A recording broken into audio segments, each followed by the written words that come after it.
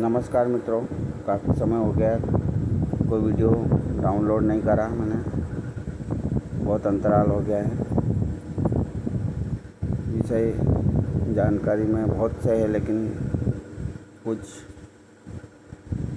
ऐसा समय नहीं मिल पा रहा था और कुछ मूड भी नहीं बन पा रहा था। लेकिन आज इच्छा हुई है कि एक मन के ऊपर एक वीडियो बनाया जाए। मित्रों, हमारे मन के अंदर अद्भुत शक्ति है। हमारा मन, हम जैसे विचार मन के अंदर हमारे आते हैं वैसे हम बनते चले जाते हैं। हम गलत लोगों की संगत में बैठते हैं तो हमारे विचार खराब हो जाते हैं और वो वैसे फिर हम बनते जाते हैं। और अगर हम अच्छे लोगों की संगत करेंगे तो हमारे विचार शुद्ध होंगे, पवित्र होंगे और हम वैसे ही बनते चले जाएंगे। आज क्या है कि अभी ज़्यादातर लोगों के हमारे विचार है ना, वो विचार जो हमारे मस्तिष्क के अंदर चलते हैं वो हमारे मस्तिष्क से दूसरे के मस्तिष्क में और उनसे तीसरे के मस्तिष्क में ऐसे वो उनकी तरंगें निकलती है। हमारे सोचने समझने से हमारे मस्तिष्क से जो तरंगें निकलती है वो सबको, हमारे आसपास के लोगों को प्रभावित करती है। इसलिए अब क्या हो रहा है कि सभी लोगों के विचार विकृत हो रहे हैं। तो इसलिए उसमें एक कारण ये है कि हम सभी एक वातावरण एक दूषित हो गया है विचारों का, और विचारों से फिर वो क्रियान्वित विचार होते हैं। जैसे विचार होते वैसे व्यवहार में भी वो क्रियान्वित होते हैं। इसलिए अभी उसको तोड़ना चाहिए। उन विचारों को हमें सकारात्मक सोचना चाहिए, किसी का बुरा नहीं सोचना चाहिए और जो हमारे वातावरण में बदलाव लाना चाहिए। और जो कोई हमें चुगली वगैरह करे किसी की और किसी की बुराई हम नहीं देखें। लोग बुराई पहले देखते हैं, उसकी भलाई की चर्चा बाद में करते, भलाई की चर्चा तो करते ही नहीं हैं। लोगों दूसरों के अंदर बुराई देखना लोगों का काम रह गया है। तो अब ये बुराई नहीं देखना चाहिए, उसमें बुरे से बुरे व्यक्ति में भी कोई ना कोई अच्छाई हमको ढूंढना चाहिए और उसको वातावरण को, हमारे विचारों को शुद्ध रखना चाहिए। इससे वातावरण शुद्ध होगा, सभी को एक दूसरे के प्रति अच्छी भावना आएगी लोगों में और उससे वातावरण शुद्ध होगा।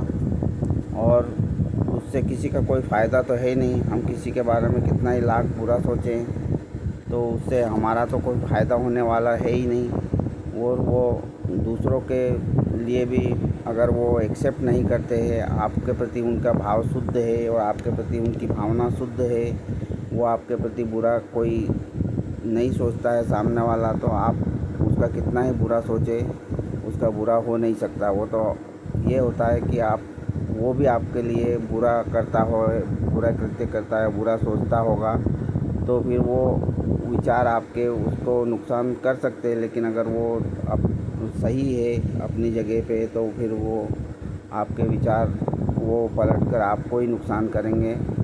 इसलिए सभी के प्रति अच्छी भावना रखें, कोई भी हो, चाहे सभी के प्रति भावना अपनी शुद्ध रखें। और शुद्ध भावना, अपना मन शुद्ध करने के लिए वो उपाय तो वही है, तपस्या। मन को रगड़ना पड़ता है, मन को रगड़ के साफ़ करना पड़ता है। ऐसे हम मन को कितना ही समझाएं, वो समझने वाला नहीं होता है। बेलगाम घोड़ा है हमारा मन, उसको लगाम डालना ही पड़ता है और उसको फिर उसको बैठने लायक, मन को के ऊपर सवारी करने लायक उसको बनाना पड़ता है। अभी क्या है कि एक उद्दंड घोड़े की तरह है हमारा मन और उसको हमें रगड़ के उसको काबू में करना आना चाहिए। और ये तपस्या से ही संभव है। गौ सेवा से ये संभव है। गौ सेवा से आपको सब कार्य संभव है। गौ सेवा करने से सब कार्यों में सिद्धि मिलती है।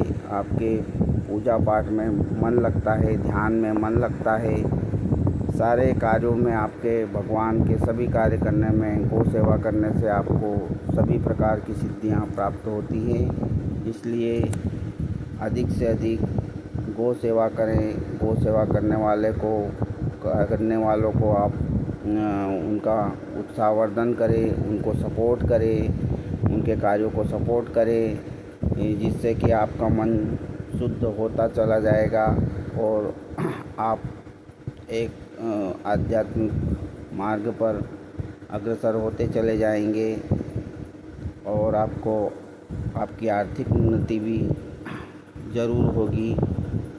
और आपको, क्योंकि रुपए पैसे धन दौलत से किसी को न कभी सुख मिला है न कभी मिलेगा। अगर ऐसा होता तो फिर बड़े बड़े सेलिब्रिटी आत्महत्या क्यों करते, ये हमको विचार करना चाहिए।